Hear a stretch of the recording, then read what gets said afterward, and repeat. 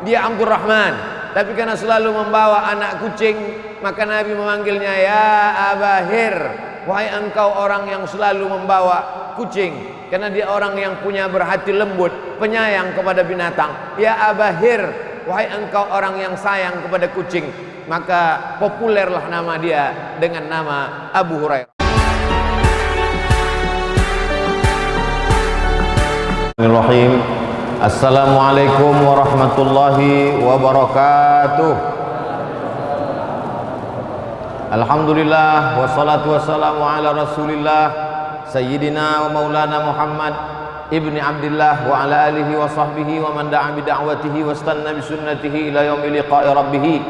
Jamaah Masjid Markaz Islami Bangkinang, Kabupaten Kampar, Provinsi Riau, yang hadir pada malam hari ini, pada malam yang ketiga Ramadan, maupun yang mengikuti program ini melalui streaming, melalui YouTube, melalui berbagai macam program, insya Allah baik yang langsung maupun tak langsung semuanya mendapatkan kemuliaan dari Allah Subhanahu wa Ta'ala. Amin ya Rabbal Alamin.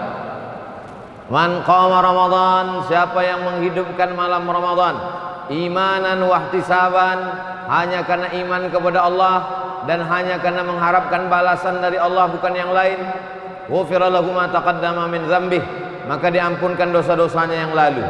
Di antara cara menghidupkan malam Ramadan, salat maghrib berjamaah, salat isya berjamaah, setelah itu tarawih, setelah itu witir, setelah itu tadarus atau kajian, setelah istirahat sejenak tidur, lalu kemudian bangun malam, sholat sunat wudhu, sholat sunat taubat, sholat sunat hajat, sholat sunat tahajud, sholat sunat mutlak, memperbanyak zikir, istighfar, tahmid, tahlil, lalu kemudian sholawat, afdalul zikri la ilaha illallah Muhammadur Rasulullah. Itulah diantara yang diajarkan sunnah Rasulullah SAW, supaya malam-malam ini tetap mendapatkan qiyam. Qiyam artinya tegak, artinya tidak memejamkan mata. Kalau bulan-bulan sebelumnya kita sibuk dengan tidur, maka pada malam-malam bulan Ramadan ini dihidupkan dengan amal-amal. Adapun pada malam hari ini kita akan mengkaji satu hadis Nabi Muhammad SAW. Hadis ini disebutkan dalam kitab Sunan Ibni Majah. Ada 6 kitab Ahlus Sunnah wal Jamaah yang menjadi pegangan Ahlus Sunnah wal Jamaah. 2 sahih, 4 sunan. Sahih Bukhari, Sahih Muslim. 4 sunan, awalnya Abu, akhirnya Ibnu. Abu Dawud, Nasai, Tirmidzi, Ibnu Majah. Imam Ibnu Majah Al-Qazwaini. Qazwaini dari Teluk Qazwain. Qazwain itu tulisan Latinnya Caspian Sea, Bahrul Qazwain.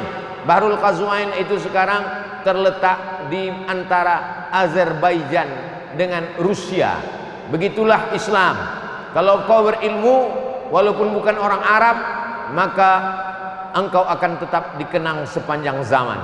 Imam Ibnu Majah Al-Qazwaini menulis satu kitab, isinya sunnah-sunnah Rasulullah. Kalau satu sunnah, kalau 2 sunnatani, kalau banyak sunan.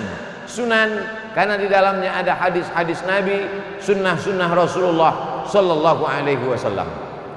Adapun hadis yang akan kita kaji malam ini terdapat dalam kitab Sunan Ibnu Majah, diriwayatkan dari sahabat Nabi bernama Abdus Syams, Abdu hamba, Syams matahari. Abdus Syams hamba matahari. Nama ini tak baik, mengandung syirik, maka dirawah Nabi namanya menjadi Abdurrahman. Nama ayahnya Sakhar, nama kampungnya di Yaman Daus, maka nama lengkapnya Abdurrahman bin Sakhar Ad-Dausi. Dia masuk Islam pada tahun ke-7, terlambat masuk Islam. Yang lain masuk Islam ketika di Makkah, yang lain masuk Islam menjelang hijrah. Dia masuk Islam setelah 7 tahun pindah ke kota Al-Madinah Al-Munawwarah. Datang dia dari Yaman, menyeberang sampai ke Madinah, menjumpai Nabi, masuk Islam. Tapi walaupun dia terlambat masuk Islam, dia bersama Nabi hanya 3 tahun saja. Masuk Islam tahun ke-7, Nabi meninggal tahun ke-11 bulan Rabiul Awal. Hanya 3 tahun 3 bulan. Tapi hadis yang paling banyak direwayatkan oleh sahabat Nabi adalah Abu Hurairah. Dia Abdurrahman, tapi karena selalu membawa anak kucing, maka Nabi memanggilnya ya Abahir, wahai engkau orang yang selalu membawa kucing, karena dia orang yang punya berhati lembut, penyayang kepada binatang. Ya Abahir, wahai engkau orang yang sayang kepada kucing. Maka populerlah nama dia dengan nama Abu Hurairah.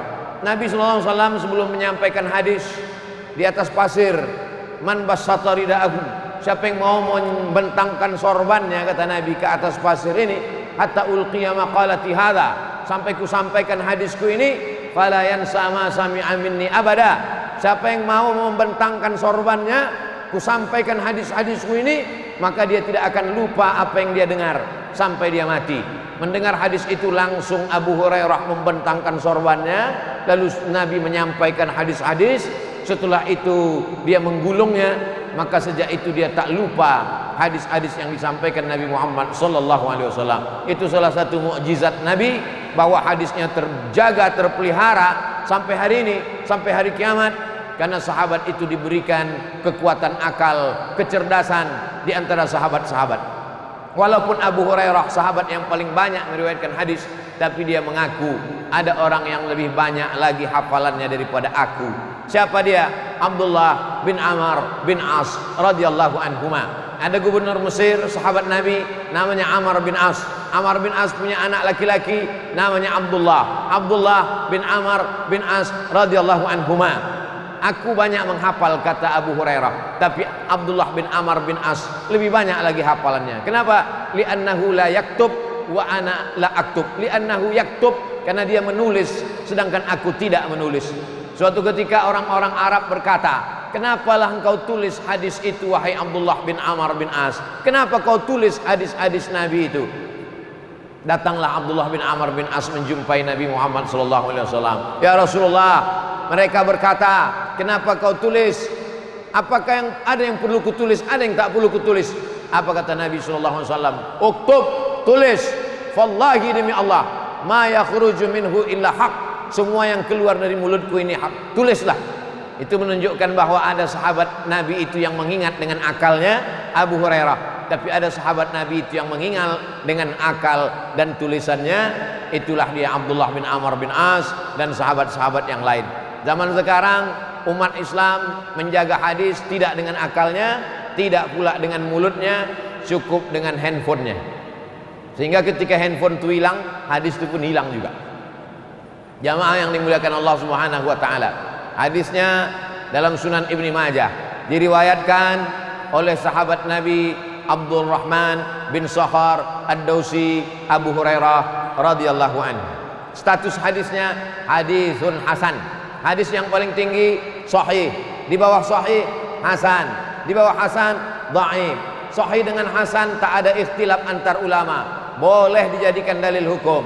Dhaif 5 syaratnya baru boleh diriwayatkan. Bukan dalam masalah halal haram, bukan dalam masalah akidah, tidak ada periwayatnya yang kadzab, pendusta, penipu, pembohong, masih bernaung di bawah hadis sahih, dan dia untuk fadail a'mal. Kalau ada ustadz yang berceramah, Ramadan ini awaluhu rahmah, awsatuhu maghfirah, akhiruhu itqum minan nar, 10 pertama rahmat, 10 kedua ampunan, 10 ketiga jauh dari api neraka.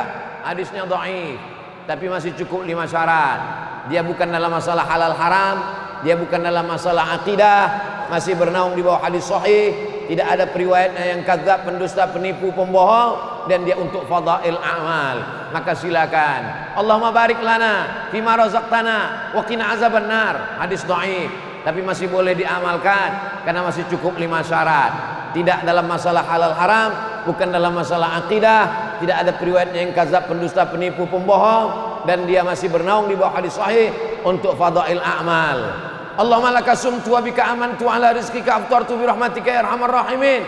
Hadis dhaif, tapi masih boleh diamalkan karena bukan dalam masalah halal haram, bukan dalam masalah akidah, tidak ada periwayatnya yang kadzab, penipu, pendusta, pembohong, dan dia masih bernaung di bawah hadis sahih dan untuk fadail a'mal.